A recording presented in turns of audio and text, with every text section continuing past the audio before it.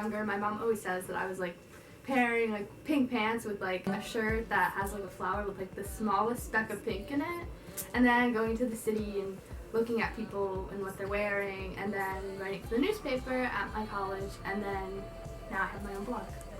Currently it's summer, so I'm kind of off on my fashion blog because the campus is totally dead.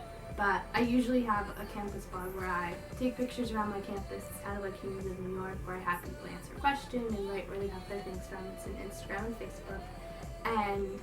But now I've kind of moved away from fashion, and I'm writing a lot of LGBTQ articles on a site called innovate.com, which is like a college blog site where anybody can write for it and you get published. I think just the form of fashion having fashion be able to be so self-expressive and letting you express yourself and your appearance, because society is so based on people's looks, and it's kind of the first thing that people get to see you, and we're all judged on our appearance, and you can really make a statement with what you wear in the fashion. So for my campus blog, it's hard because not everybody is, most people are willing to have me take their picture, but sometimes people have their headphones on and will have this amazing outfit on, but you kind of think of them as like, wow, they probably don't want to be involved in the world right now because they're tuning out. There's also the weather, so when it's really rainy outside, everybody's inside, and it's a lot easier to take pictures outside.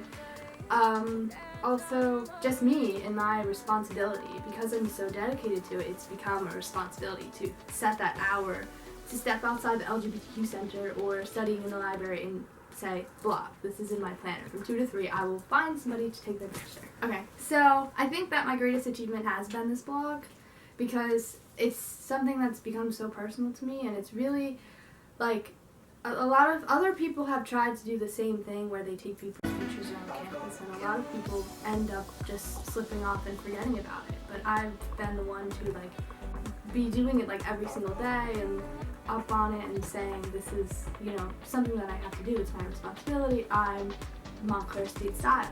And it's great to hear people who say, you're the one who does that, and oh, I heard about that. And I'll never forget the one time where somebody said, are you getting Montclair State Style right now? So I think that fashion for me is just that creative outlet of being able to be having fashion and what I wear make me so much more confident. There's something about being the person who walks in with the dress or the skirt or the fancy top when everybody else is in like sweatpants and yoga pants, and it's just, you're different, and I like that.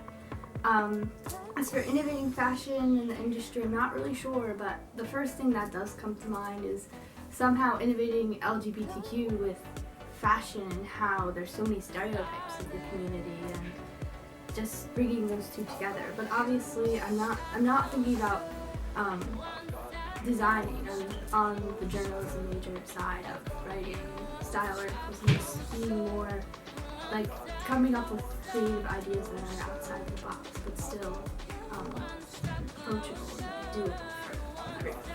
So my advice for people would just basically put yourself out there. Don't be afraid. When I first heard of Humans of New York, it was like, I'm doing this on my campus, and it's going to be for fashion, and like, and now it's becoming this whole thing. People know about it, and it's only because I took that risk. So don't be afraid to take risks, and just if you want to start something, just do it, and don't let the haters hate. Follow my blog at Montclair_State_Style on Instagram, or like Montclair State Style on Facebook. They're linked together, so they're the same thing.